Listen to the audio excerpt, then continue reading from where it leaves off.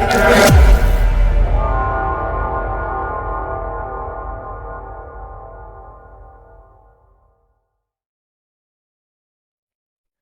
Friend, welcome to Padhaku centre. Padhaku centre में आपका स्वागत है। दोस्त, आज के इस वीडियो में हम लोग कल के जो टॉपिक था मेकिंग ऑफ इंडियन कॉन्स्टिट्यूशन, इसे हम लोग क्या करेंगे, कंटिन्यू करेंगे। और जहाँ से हम लोग जो है कल एंड किए थे वहाँ से आज स्टार्ट करने का क्या करेंगे, एक काम करेंगे। तो दोस्त, कल तक हम लोगों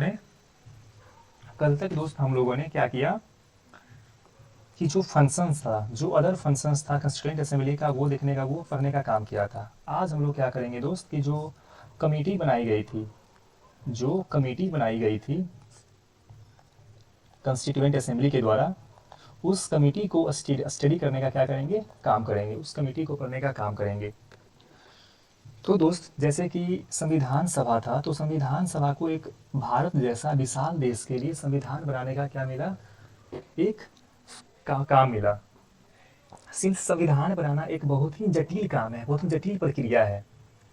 जैसे कि संविधान में जो है बहुत सारे प्रोविज़न होते हैं, जैसे कि फंडामेंटल राइट्स हो गए, मौलिक अधिकार, सिटीजनशिप हो गए, पार्लियामेंट्स के रिगार्डिंग प्रोविज़न हो गया, जो कॉन्स्टिट्यूशनल बॉडीज़ है उसके रिगार्डिंग हो गया, सेंटर स्टेट रिलेशन है, राज्य और केंद्र के जो संबंध होते हैं उसके रिगार्डिंग, तो बहुत सारे ऐसे ऐसे मुद्दे होते हैं।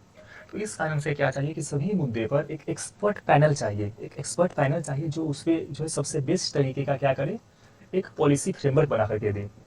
तो इस कारण से क्या था दोस्त कि भारत जब संविधान सभा बना तो बहुत सारे कमेटी बनाए गए। उस कमेटी को हम लोग दोस्त क्या करते हैं कि एक मेजर कमेटी, कुछ मेजर कमेटी बोला गया और कुछ माइनर कमेटी बोला गया, कुछ मेजर कमेटी और कुछ माइनर कमेटी। तो ऐसा दोस्त टोटल 8 मेजर कमेटी था। There was total 8 major committee और हम लोग लगभग 13 माइनर कमेटी पढ़ेंगे। 8 मेजर कमेटी थे और हम लोग 13 माइनर कमेटी क्या करेंगे, पढ़ने का काम करेंगे। तो दोस्त, यह कमेटी बहुत ही इंपॉर्टेंट है, चाहे वो एग्जाम पॉइंट ऑफ व्यू हो, चाहे कोई भी एग्जाम पॉइंट ऑफ व्यू हो, सारे के सारे एग्जाम में ये आते हैं, सारे के सारे एग्जाम में क्या होते हैं दोस्त, वो आते हैं। तो दोस्त, पहले हम लोग स्टार्ट करेंगे मेजर कमेटी से। मेजर कमेटी से हम लोग दोस्त क्या करेंगे कि स्टार्ट करेंगे। तो मेजर कमेटी स्टार्ट करने से पहले क्या करते हैं कि स्लाइड ओपन कर लेते हैं। There was our slides.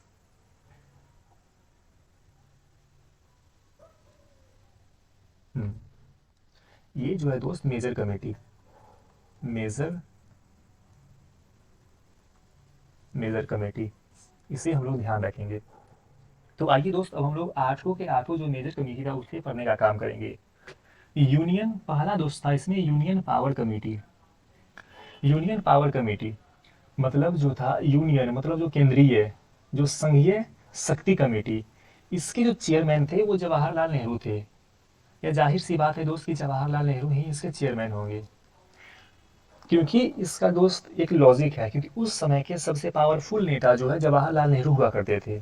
सबसे पावरफुल नेता जो है ना, पावर के मुद्दे पर, सबसे पावरफुल नेता उस समय पावर के मुद्दे पर जो कमेटी बना था उससे क्या थे, चेयरमैन थे। तो इस प्रकार से जो है फर्स्ट नंबर है वो क्या हुआ, याद हुआ, union power committee Jawaharlal Nehru. इस चीज़ को रटेंगे भाई, ऐसे इसे देखने से जो है याद नहीं होने वाला। इस चीज़ का क्या करना है कि स्क्रीन शॉट लेकर के क्या करेंगे हम लोग, इसे आप लोग क्या करेंगे, अब एक स्क्रीन शॉट लेंगे। स्क्रीन शॉट लेने के बाद इससे डेली पढ़ना है, जब तक कि याद ना हो जाए, जब तक कि याद ना हो जाए। और पहला दोस्त जवाहरलाल नेहरू का क्या था, यूनियन पावर कमेटी। इसके बाद जवाहरलाल नेहरू दो और कमेटी के मेंबर थे, दो और, टोटल 3 मेजर कमेटी के जो है चेयरमैन जवाहरलाल नेहरू थे। दूसरा था दोस्त यूनियन कॉन्स्टिट्यूशन कमेटी, संघीय संविधान कमेटी जो था उसके चेयरमैन भी जवाहरलाल नेहरू ही थे। फिर स्टेट्स कमेटी जवाहरलाल नेहरू। तो इस चीज़ से हम लोग याद रखेंगे दोस्त, पावर, कॉन्स्टिट्यूशन और स्टेट्स। इस 3 मुद्दे पर जो मेजर कमेटी था इसके चेयरमैन जवाहरलाल नेहरू थे। Union power committee, union constitution committee and union states committee इसके कौन थे, जवाहरलाल नेहरू थे, जवाहरलाल नेहरू। और दोस्त most important evergreen question, drafting committee के मेंबर कौन थे? आपको पहले से पता हो सकता है ये क्वेश्चन, इसका answer doctor B R Ambedkar. Class 3 के बच्चे को भी पता होता कि ड्राफ्टिंग कमेटी के चेयरमैन कौन थे, डॉक्टर बी आर अम्बेडकर। ये थे दोस्त ड्राफ्टिंग कमेटी के चेयरमैन थे। अब दोस्त आता है कि जो दोस्त नेक्स्ट सबसे मोस्ट इंपोर्टेंट पर्सनालिटी थे वो थे भारत के फर्स्ट प्रेसिडेंट, भारत के पहले राष्ट्रपति। तो जो डॉक्टर राजेंद्र प्रसाद थे वो थे steering committee, steering STEERING steering committee के chairman Rajendra Prasad, steering committee doctor Rajendra Prasad. और rules of procedure, the rules of procedure, rules of procedure committee और steering committee, rules of procedure, procedure को हम लोग क्या करेंगे दोस्त, याद करने का काम करेंगे। रूल ऑफ प्रोसीजर कमेटी और स्टीयरिंग कमेटी, इन दोनों के जो चेयरमैन थे डॉक्टर राजेंद्र प्रसाद थे, डॉक्टर राजेंद्र प्रसाद। तो हम लोग दोस्त पढ़ लिए कि जो यूनियन पावर कमेटी था, यूनियन कॉन्स्टिट्यूशन कमेटी और स्टेट्स कमेटी, इसके चेयरमैन जवाहरलाल नेहरू थे। और फिर drafting committee doctor B R Ambedkar. फिर rules of procedure committee, steering committee, इसके चेयरमैन डॉक्टर राजेंद्र प्रसाद। अब आता है दोस्त next famous personality, doctor Sardar Patel.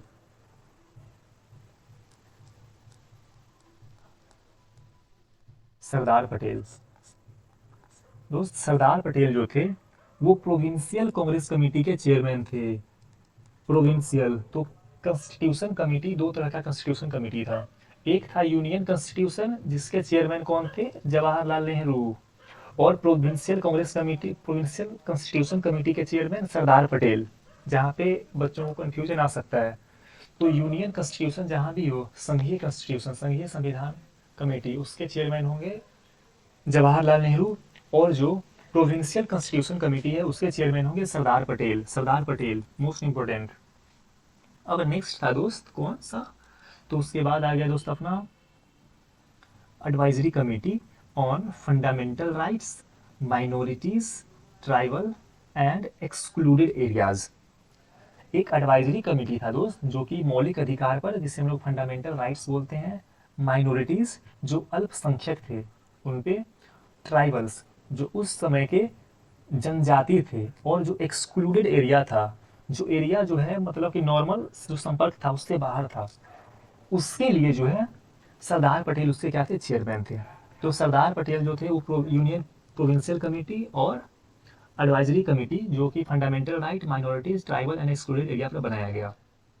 दोस्त जो ये जो एडवाइजरी कमेटी था, इस कमेटी के इस कमेटी का क्या था दोस्त कि 5 सब कमेटी था, 5 सब कमेटी। तो आइए दोस्त इससे जो 5 सब कमेटी है उसके बारे में हम लोग क्या करते हैं, पढ़ने का काम करते हैं। ये जो 5 सब कमेटी था दोस्त, उसमें दोस्त पहला था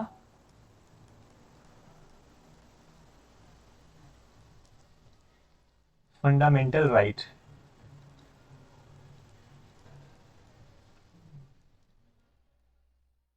पहला था दोस्त फंडामेंटल राइट सब कमेटी, मौलिक अधिकार सब कमेटी। इसके chairman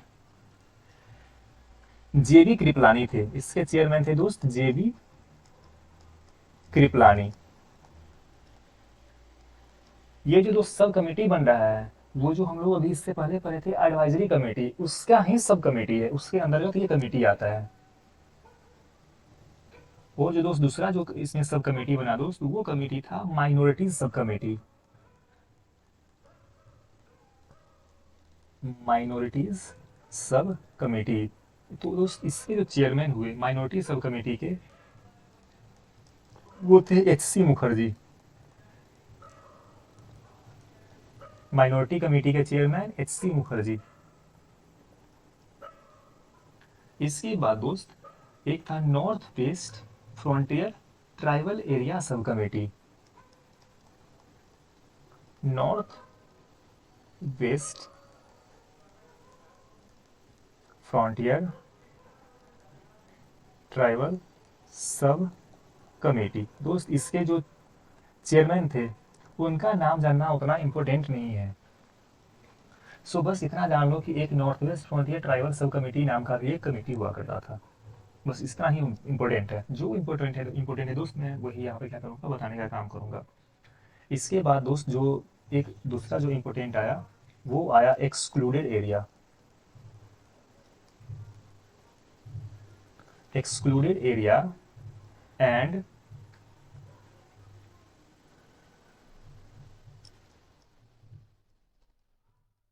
partially excluded area and partially excluded area. और ये जो एरिया होगा सर, एक्सेप्ट असम, असम के अलावा, असम को छोड़ करके,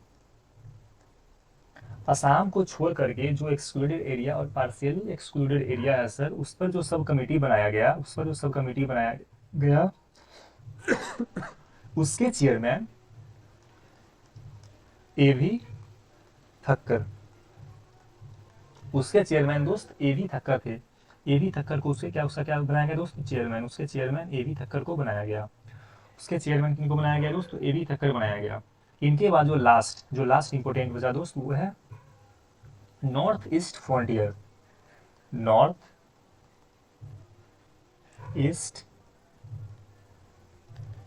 east frontier tribal areas and Assam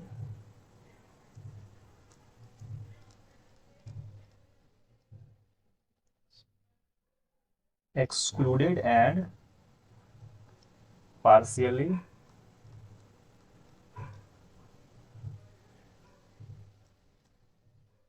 excluded areas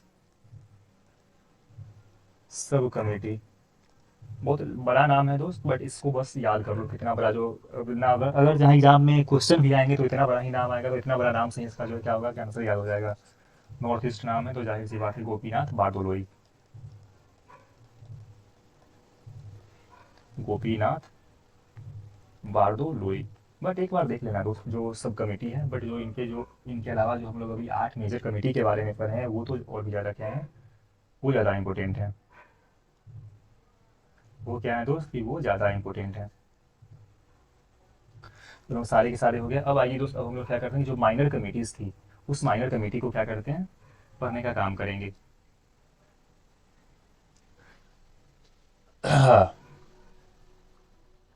तो दोस्त पहला था इसमें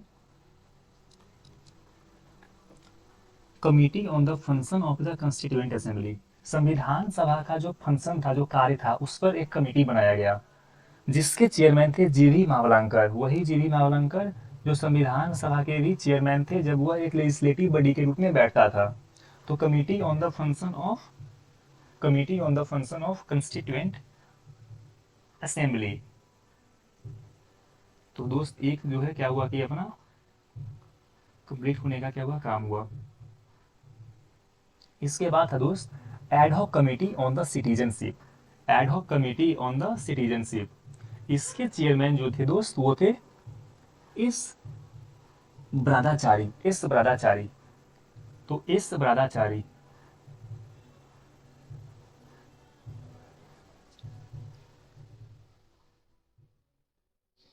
और जो दोस्त इस ब्रादाचारी थे, यह एक और माइनर कमेटी के क्या थे, चेयरमैन थे। इस ब्रादाचारी एक और माइनर कमेटी के चेयरमैन थे।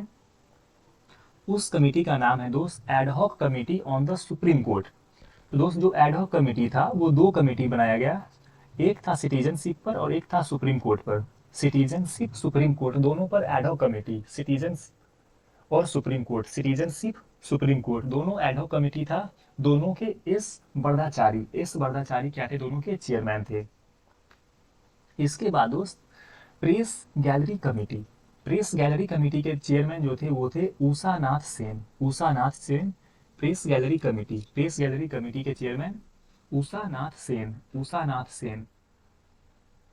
और दोस्त एक और जो बात यहाँ पे जो इम्पोर्टेंट करने वाला है वो ये है कि जो इस ब्रधाचारी जो थे वो कंस्टिट्यूएंट असेंबली के मेंबर नहीं थे।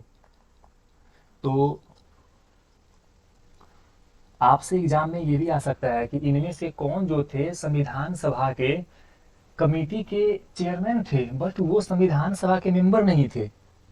तो वहाँ पे हम लोगों को जवाब देना एस वर्धाचारी। ये हम यहाँ से हम लोग एक स्टैंडर्ड क्वेश्चन एक्सपेक्ट कर सकते हैं। एस वर्धाचारी से हम लोग बोले एस वर्धाचारी संविधान सभा के मेंबर नहीं थे, मेंबर नहीं थे एस वर्धाचारी। अब प्रेस गैलरी कमेटी हो गया दोस्त एस उषानाथ सिंह हो गया। और इसके बाद है क्रीडेंशियल कमेटी। क्रीडेंशियल कमेटी के कौन है? अल्लादी कृष्णा स्वामी अय्यर। अल्लादी कृष्णा स्वामी अय्यर। अल्लादी कृष्णा स्वामी अय्यर जो थे वो थे क्रीडेंशियल कमेटी के चेयरमैन। क्रीडेंशियल कमेटी के चेयरमैन अल्लादी कृष्णा स्वामी अय्यर। फिर था नेक्स्ट जो था वो था order of business committee. Order of business committee ये थे के एम मुंशी। के एम मुंशी लोग देखिए दोस्त, जो संविधान सभा रहा अपना उसमें जो के एम मुंशी जो है एक बहुत ही फेमस पर्सनालिटी रहे हैं संविधान सभा के पर्सपेक्टिव से। तो इस माइनर कमेटी को तो आप रट लो, यहाँ से भी आप क्वेश्चन एक्सपेक्ट कर सकते हैं। ऑर्डर ऑफ बिजनेस कमेटी के चेयरमैन के एम मुंशी। के एम मुंशी। और तो जो डॉक्टर राजेंद्र प्रसाद थे वो क्या थे कि सिर्फ मेजर कमेटी के ही चेयरमैन नहीं थे बल्कि जो माइनर कमेटी था फाइनेंस एंड स्टाफ कमेटी पर, इसके भी चेयरमैन हुआ करते थे डॉक्टर राजेंद्र प्रसाद। डॉक्टर राजेंद्र प्रसाद माइनर कमेटी के भी चेयरमैन थे। Finance and staff committee. Finance and staff committee. अब आते हैं दोस्त पिटावी सीतारमैया। बी पिटावी सीतारमैया। इतिहास में हम लोग इनको पढ़ते हैं, जब हम लोग इतिहास पढ़ेंगे तो इनका एक इम्पोर्टेंट रोल आता है मॉडर्न इंडिया में। अभी जहाँ जहाँ तक पॉलिटी की बात है दोस्त, तो ये संविधान सभा के मेंबर थे पिटारी सीतारमैया। और जो हाउस कमेटी था, हाउस कमेटी और चीफ कमिश्नर प्रोविंसेस पर कमेटी बनाया गया। यही चीफ कमिश्नर प्रोविंसेस है सर, जहाँ पर संविधान सभा में इसे 4 सीट्स दिया गया। चीफ कमिश्नर प्रोविंसेस को 4 सीट दिया जाता है, जैसा कि हम लोग पढ़े थे कल के लेक्चर में 4 सीट दिया जाता है। तो हाउस कमेटी और फिर चीफ कमिश्नर प्रोविंसेस कमेटी, इस दोनों के जो चेयरमैन थे वो थे बी पिटारी सीतारमैया। बी पिटारी सीतारमैया। तो इस चीज़ को हम लोग क्या करेंगे दोस्त, रटने का काम करेंगे। ये चैप्टर में थोड़ा सा ज़्यादा क्या है कि फैक्चुअल है, तो टेंशन नहीं लीजिए। अगर आपसे एक दिन में नहीं याद हो तो कोई टेंशन की बात नहीं है, क्योंकि किसी से नहीं होता है। मुझे पर्सनली इस चीज़ को याद करने में जो है लगभग 6 दिन लगे थे। 6 दिन ऐसा नहीं कि मतलब इसे आज पढ़े कल ही पढ़े, ऐसा मत करना दोस्त। आज देख लो, फिर एक बार रिवीजन कर लो, जब नेक्स्ट संडे आएगा उस दिन इसे देख लेना, फिर याद ना हो फिर कभी छुट्टी मिले उस टाइम इसे देख लेना। क्योंकि फैक्चुअल चीज़ को दोस्त बार बार देखना ही होता है, एक बार में किसी से याद नहीं होता। कोई माई का लाल ऐसा नहीं है कि भगवान से गॉड गिफ्टेड है, वो एक बार पढ़ा और उसे याद हो गया, ऐसा नहीं होता है दोस्त। सबको फैक्चुअल चीज़ जो है बार बार देखना ही होता है। अगर आपका एग्ज़ाम आज से जो है 1 साल बाद है तो ऐसा करो दोस्त, इसे जो है बार बार देख लो। ऐसा करो कि आपके ब्लड में है, बट जो फैक्चुअल चीज़ें हैं जैसे ये चैप्टर है दोस्त, इसे तो आप नोट करके ही रखो कि एग्जाम से पहले आपको इसे रिवीजन करना, एक बार देखना है। वैसे आप उससे पहले कितना बार भी देख लो, एग्जाम के दिन 100% भूलोगे, क्योंकि ये फैक्ट ही ऐसा है, क्या भूलने वाली है। तो इन सभी टॉपिक को, जहाँ पर कुछ टॉपिक होते हैं जहाँ पर कंसेप्चुअल टॉपिक हैं और कुछ होता है कि फैक्चुअल है, तो पिछले जो 3-4 वीडियो से हम लोग जो पढ़ रहे हैं दोस्त, वो क्या है कि सभी के सभी क्या है, फैक्चुअल है। सभी के सभी क्या है दोस्त, फैक्चुअल है सभी के सभी। तो इस चीज़ को हम लोग क्या करेंगे, याद करेंगे। सभी के सभी दोस्त फैक्चुअल है। और बस यही चैप्टर तक फैक्चुअल है, फिर इसके बाद कंसेप्चुअल आएगा, फिर उसके बाद कोई प्रॉब्लम नहीं है, जस्ट एंजॉय। यहाँ तक बस आज तक क्या देख लेते हैं। तो हो गया दोस्त, ये स्लाइड हो गया। अब नेक्स्ट स्लाइड सर, एक सर कमीशन बनता है इसके धार। इसके धार को हम लोग जो आगे के वीडियो में पढ़ेंगे, डीप में पढ़ेंगे इसके धार कमीशन के बारे में। तो इसके धार जो थे वो कमीशन ऑन लिंग्विस्टिक प्रोविंसेस, एक लिंग्विस्टिक प्रोविंसेस पर कमीशन बनाया गया था 1948 में। क्या होता है कि जब अपना भारत आज़ाद हुआ तो उसमें ना लैंग्वेज का डिमांड उठता है कि लैंग्वेज के बेसिस पर स्टेट बनाए, राज्य का गठन किया जाए। तो इस कारण से क्या होता है कि संविधान सभा में भी एक कमीशन बनता है, लिंग्विस्टिक प्रोविंसेस कमीशन। और ये जो कमीशन था दोस्त, लैंग्वेज को as a basis to create a new state, इसे कभी खारिज कर दिया गया। इसके आधार बोले कि लैंग्वेज एक बेसिस नहीं हो सकता है स्टेट बनाने के लिए, बल्कि जो पार्लियामेंट है उसे एडमिनिस्ट्रेटिव एफिशिएंसी को देखना चाहिए। प्रशासनिक दृष्टिकोण से अगर ऐसा लगे कि एक नया स्टेट बनाना चाहिए तो भी हम लोग स्टेट बनाएंगे लैंग्वेज के बेसिस पर। ये था इसके धार का बेसिस पर। हम लोग जब हम लोग पढ़ेंगे पार्ट 1 तो उसमें हम लोग ये सब क्या करेंगे, पढ़ने का काम करेंगे, स्टेट रिओर्गनाइजेशन। तो अभी बस इतना याद रखें कि commission on the linguistic provinces संविधान सभा का था और ये इसके धार इसके क्या थे, चेयरमैन थे।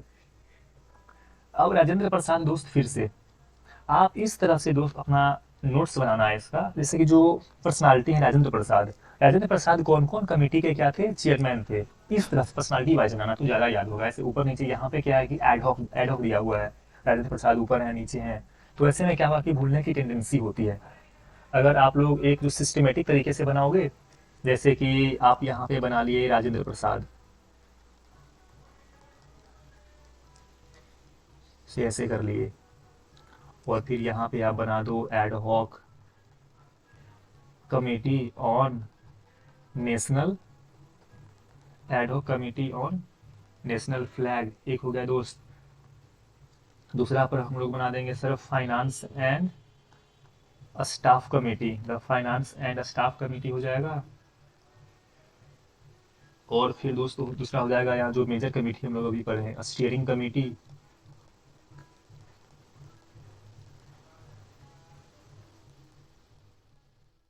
Rules of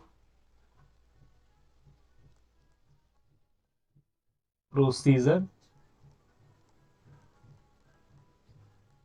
rules of procedure committee, the rules of procedure committee. इस तरह से हम लोग क्या करेंगे, बनाएंगे, तो इससे क्या करेंगे, जल्दी याद होगा। तो हो गया दोस्त। इसी प्रकार से जवाहरलाल नेहरू का हम लोग बना लेंगे, इसके आधार तो समझ ही गए, राजेंद्र प्रसाद का नेशनल फ्लैग पे, और फिर जवाहरलाल नेहरू का एक स्पेशल कमेटी बनाया गया था ड्राफ्ट कॉन्स्टिट्यूशन को क्या करने के लिए, तो एग्जामिन करने के लिए, ड्राफ्ट कॉन्स्टिट्यूशन को एग्जामिन करने के लिए। अब दोस्त जो भी हम लोग अभी तक कमेटी पढ़े हैं, 13 माइनर कमेटी और 8 मेजर कमेटी, इनमें से क्या था दोस्त कि जो अपना ड्राफ्टिंग कमेटी था, ड्राफ्टिंग कमेटी वो सबसे इम्पोर्टेंट कमेटी हुआ करता था। ड्राफ्टिंग कमेटी जो था वो सबसे इम्पोर्टेंट कमेटी था। तो आइए अब हम लोग क्या करते हैं, ड्राफ्टिंग कमेटी को पढ़ने का क्या करेंगे, काम करेंगे। ड्राफ्टिंग कमेटी जो सबसे इम्पोर्टेंट कमेटी था, जो 8 मेजर कमेटी था उनमें से सबसे मोस्ट इम्पोर्टेंट कमेटी था, तो सबसे महत्वपूर्ण कमेटी था कॉन्स्टिट्यूएंट असेंबली का। और इस चीज़ को दोस्त या नोट कर लो कि जो इसका गठन कब हुआ था, 29 अगस्त 1947, 29 अगस्त 1947 को ड्राफ्टिंग कमेटी का गठन हुआ। 29 अगस्त 1947 को। संविधान सभा का गठन 1946 में ही हो जाता है दोस्त, नवंबर 1946 में। फिर उसका पहला सिटिंग जो है वो होता है 9 दिसंबर 1946 को। बट जो ड्राफ्टिंग कमेटी था उसका गठन 29 अगस्त 1947, 29 अगस्त 1947। ये भी डेट जो है दोस्त, यहाँ से आप एक स्टैंडर्ड क्वेश्चन को क्या कर सकते हैं, एक्सेप्ट कर सकते हैं। आप उम्मीद कर सकते हैं कि ये जो है पूछा जा सकता है। 29 अगस्त 1947, 29 अगस्त 1947 को क्या था, ड्राफ्टिंग कमेटी का फॉर्मेशन होता है संविधान सभा के जरिए। और इसका जो फर्स्ट मीटिंग हुआ, इस कमेटी का जो दोस्त फर्स्ट मीटिंग हुआ, इसे भी जानना उतना ही इम्पोर्टेंट है, उसे भी जानना क्या है दोस्त, उतना ही इम्पोर्टेंट है। 30 अगस्त 1947, 30 अगस्त 1947 को इसका क्या होता है दोस्त, गठन होता है। 30 अगस्त 1947 को इसका गठन हुआ। 30 अगस्त 1947 को पहला सिटिंग हुआ। 29 अगस्त और 30 अगस्त, 29 में आप में इसका बन गया और प्लस 1 कर देना है तो आ जाएगा 30। इसको क्या हुआ, तो फर्स्ट सिटिंग हो जाता है दोस्त इस दिन का। इसके बाद दोस्त जो सबसे इसमें मोस्ट इम्पोर्टेंट चीज़ है वो ये है कि जो कमेटी जो था उसको क्या था, रिस्पॉन्सिबिलिटी नया कॉन्स्टिट्यूशन को ड्राफ्ट करना। ड्राफ्ट का मतलब होता है दोस्त कि एक जैसे कि एक बिल है, किसी बिल को जो है क्या करना है, पार्लियामेंट के द्वारा जो है ना पास होता है, तो उस बिल को बढ़िया से एक अच्छे तरीके से जो है लिख करके मेंशन करके जो है पब्लिक डोमेन में जो है रखा जाता है, पब्लिक के के व्यू के लिए। और फिर पब्लिक उस पर क्या करता है कि कमेंट करता है, और फिर उसमें संशोधन होता है। संशोधन के बाद अल्टीमेटली उसे क्या किया जाता है, उसे पास किया जाता है। तो कहीं ना कहीं एक डॉक्टर बी आर अम्बेडकर एक लॉ मेंबर थे, इनको जो है कानून के बारे में एक अच्छा खासा इन डेप्थ नॉलेज था इन्हें, ये एक एक्सपर्ट थे कानून के। इस कारण से इन्हें ड्राफ्टिंग कमेटी का क्या बनाया गया, मेंबर बनाया गया जो कि संविधान लिखने का काम करता है। हालांकि जैसे कि हम लोग अभी पिछले स्लाइड में पढ़े थे कि मल्टीपल कमेटी बनता है जो कि क्या करता है, जैसे कि एक कमेटी था दोस्त फाइनेंस पर और स्टाफ कमेटी पे। तो ये कमेटी क्या करेगा कि फाइनेंस और स्टाफ कमेटी के रिगार्डिंग जो भी मुद्दा है उस मुद्दे को ला करके ड्राफ्टिंग कमेटी को देगा, और फिर ड्राफ्टिंग कमेटी इस मुद्दे को लेकर के ड्राफ्ट करेगा, एक संविधान को क्या करेगा, लिखेगा। फिर उस संविधान को लिखने के बाद क्या करेगा कि जो संविधान सभा है उस प्रोविजन को स्टडी करेगा, उसमें फ्लो निकालेगा, अमेंडमेंट होगा, फिर अमेंडमेंट होगा, फिर डिबेट होगा, फिर डिबेट होगा, फिर उसे पास किया जाएगा। तो इसे हम लोग बोलते हैं ड्राफ्टिंग। जैसे कि इसमें दिया हुआ है कि responsibility of drafting new constitution of India based on the report submitted by the other committee. जो ड्राफ्ट करेगा, ये जो कमेटी बनाया गया है, ये रिपोर्ट सबमिट करेगा, उसके बेसिस पर एक संविधान क्या करेगा, बनाने का काम करेगा।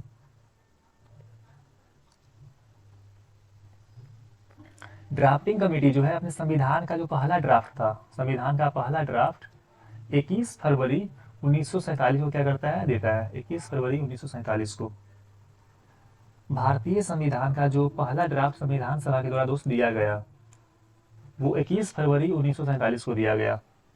ये मोस्ट इम्पोर्टेंट है। अगर संविधान सभा के रिगार्डिंग कोई डेट पूछेगा तो ड्राफ्टिंग कमेटी के बारे में तो पूछेगा ही दोस्त। इस डेट को तो याद कर लो, 21 फरवरी 1948 को पहला ड्राफ्ट आया। उसके बाद इसे जो है ना क्या किया गया कि सिटीजन ऑफ इंडिया के प्रति इसे जो है ड्राफ्ट को पब्लिकली डोमेन में रख दिया गया, और बोला गया सिटीजन से, भारत के नागरिक को, कि आप इस ड्राफ्ट का स्क्रूटनी कीजिए।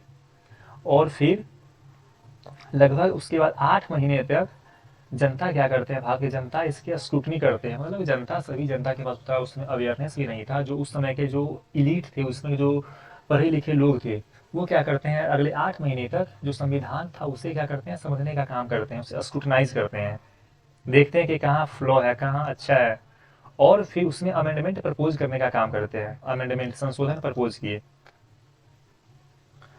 उसके बाद क्या होता है कि जब ड्राफ्ट कमेटी रखा गया और पब्लिक इसमें क्या करते हैं कि ये स्क्रूटनी पर क्या करते हैं, अपना जो है अमेंडमेंट को प्रपोज करते हैं, तो इसमें क्या होता है कि बहुत सारा जो है अमेंडमेंट किया गया, इसमें बहुत सारा अमेंडमेंट किया गया।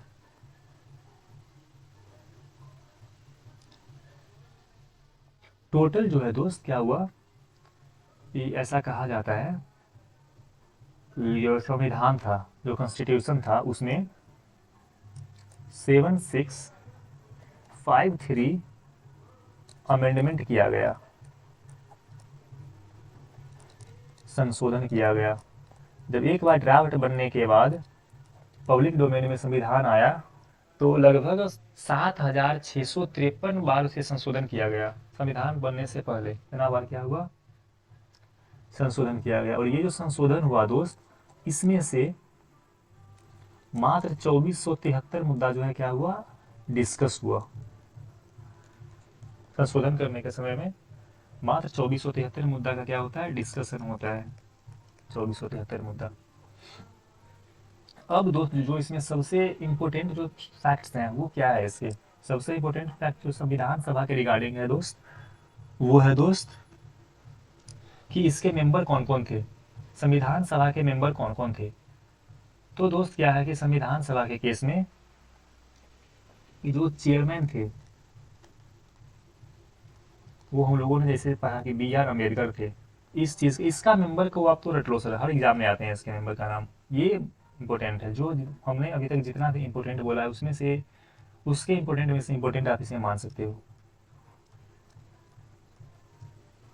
वैसे मेंबर के नाम यहाँ लिखे हुए हैं, आप फिर से एक बार देख लो।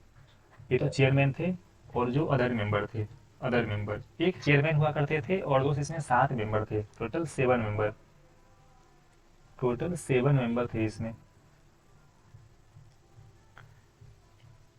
7 मेंबर जो थे दोस्त, उसे हम लोग क्या करेंगे, याद करेंगे।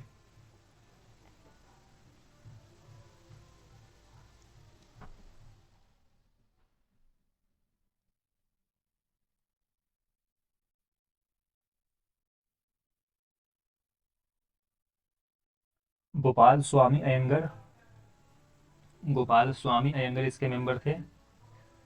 गोपाल स्वामी अयंगर मेंबर थे।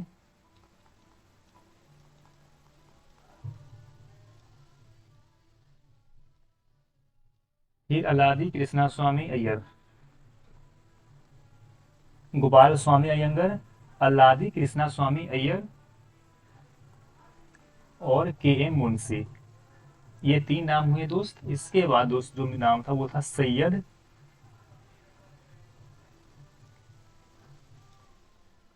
मोहम्मद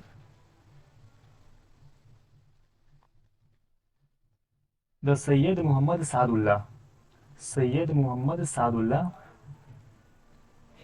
उसके बाद दोस्त एन माधव राव।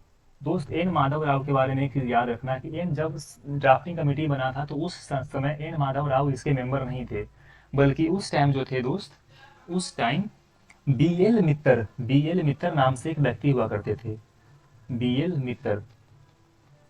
ये संविधान सभा के मेंबर थे, ये ड्राफ्टिंग कमेटी के मेंबर थे, बट इनके कुछ हेल्थ इशू के कारण क्या करते हैं कि ये जो है रिजाइन दे देते हैं और इनके जगह पर एन माधव राव आते हैं, इनके जगह पर एन माधव राव आते हैं। इसी प्रकार से दोस्त एक दूसरे मेंबर थे टीटी कृष्णामाचारी, टीटी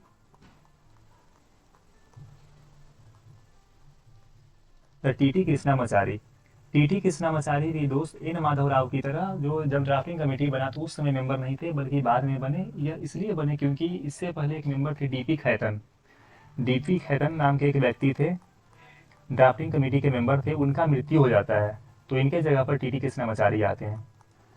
तो हम लोग जो है सर इसके क्या करते हैं, से नाम जानने का काम करते हैं, इसके बारे में कौन कौन से मेंबर थे, 7 मेंबर, और जो इसके चेयरमैन थे वो हम लोगों ने क्या किया, जानने का काम किया, जो कि एक मोस्ट इंपोर्टेंट प्रोविजन था दोस्त। अब आइए दोस्त, अब हम लोग क्या करते हैं, डॉक्टर अंबेडकर, जो डॉक्टर अंबेडकर जो थे सर, बी आर अम्बेडकर, इनका बहुत ही अहम रोल था,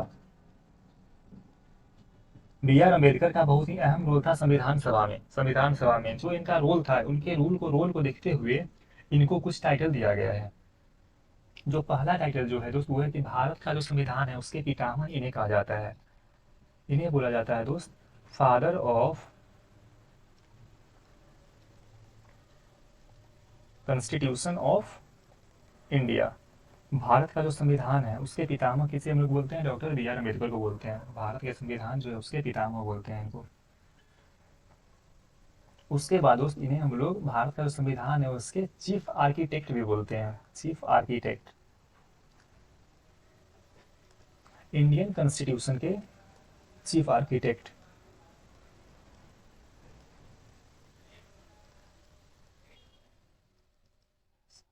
इंडियन कॉन्स्टिट्यूशन के चीफ आर्किटेक्ट थे। उसके बाद इनको सर एक और नाम से जाना जाता है, मॉडर्न मनु, इनके रूल के कारण संविधान। तो इस तीनों नाम को हम लोग क्या करेंगे दोस्त, याद करेंगे। Father of the constitution of India, chief architect of the Indian constitution and modern Manu, आधुनिक मनु, मॉडर्न मनु के नाम से हम लोग इनको क्या करते हैं, जानने का क्या करेंगे, काम करेंगे। तो ये सब दोस्त क्या हो गया कि डॉक्टर बी आर अम्बेडकर के बारे में हम लोग पढ़ लिए। अब एक और महत्वपूर्ण चीज़ है दोस्त यहाँ पे वो जानने लायक है कि जब कैबिनेट मिशन आया था दोस्त, तो उस समय क्या था कि उस समय संविधान सभा अपने पास नहीं था, इसके बेसिस पर बाद में संविधान सभा बनता है। तो जब कैबिनेट मिशन प्लान आया और यह प्लान क्या था, इम्प्लीमेंट होने वाला था, तो इसे इम्प्लीमेंट होने से पहले दोस्त क्या होता है कि जो कांग्रेस था, जिसे हम लोग इंडियन नेशनल कांग्रेस बोलते हैं, इंडियन नेशनल कांग्रेस एक एक्सपर्ट कमेटी का गठन करता है। इंडियन नेशनल कांग्रेस एक एक्सपर्ट कमेटी का गठन करता है, जिसका गठन हुआ दोस्त 8 जुलाई 1946 को। 8 जुलाई 1946 को क्या होता है, एक्सपर्ट कमेटी का गठन होता है। यह होता है जो संविधान सभा बनने से पहले, संविधान सभा नवंबर 1946 में बना था, यह जुलाई में बना है। तो नवंबर, जुलाई, अगस्त, सितंबर, अक्टूबर, बीच में 3 महीने थे, बीच में, दोनों के बीच में। तो जुलाई 8 1946 को बना। और इसका जो सर मेन जो ऑब्जेक्टिव था उसे क्या था, इसे जो मटेरियल को प्रिपेयर करना था, इसे प्रिपेयर करना था मटेरियल, इसके लिए जो संविधान सभा बनाना है उसके लिए एक मटेरियल प्रिपेयर करना था। इसमें जो सर जो हमें याद रखने वाली जो सर इसमें है कि इसके चेयरमैन कौन थे, who was the chairman of expert committee. तो आईएमसी का जो एक्सपर्ट कमेटी बना तो इसके जो चेयरमैन थे जवाहरलाल नेहरू। जवाहरलाल नेहरू दोस्त इसके चेयरमैन थे, और इसके